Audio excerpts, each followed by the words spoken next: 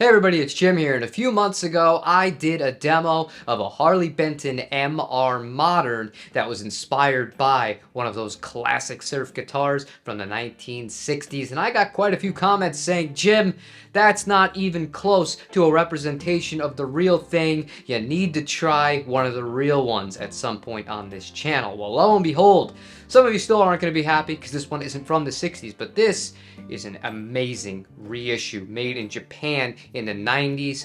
This is a Mosrite Model 65 with the Mosley vibrato system on it. Now for this specific video, we are going to be putting the guitar on the bench. However, I'm not going to go as extensive as I would with a new guitar because you can't really get many of these around often. I'm going to highlight a few things that I think are pretty cool in the design and a few things that you can maybe tell separate models apart from, such as the actual vibrato and how it's labeled.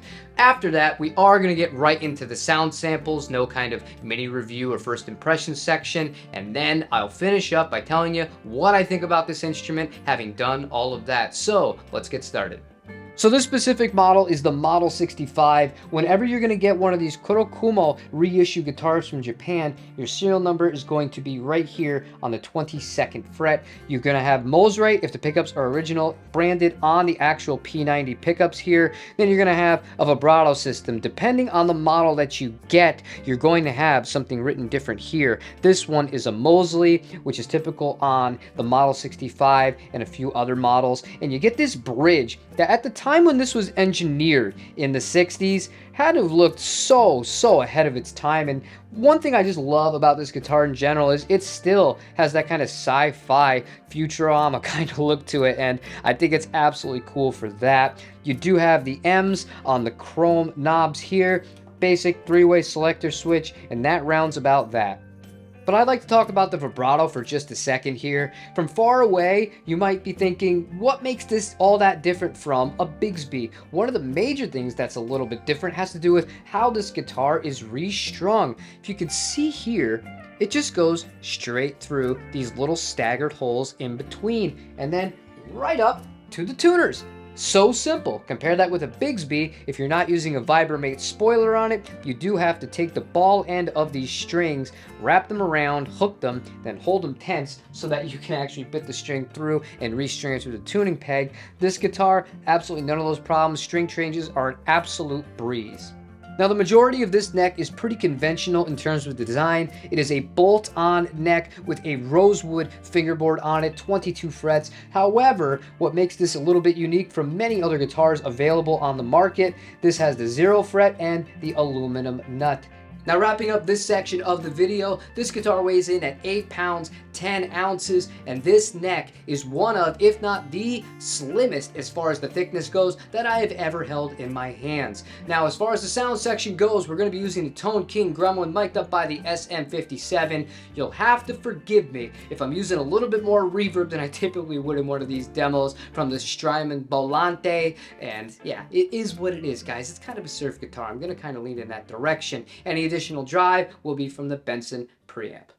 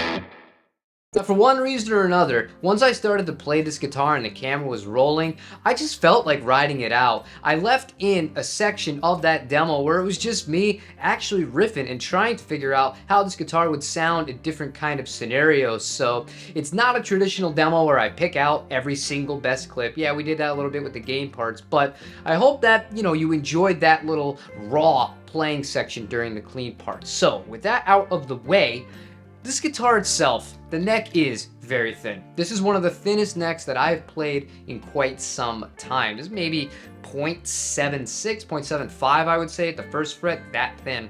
And beefing up to about maybe 0.8, 0.81 at the 12th fret. You might be saying, how can you guess things like that, guys?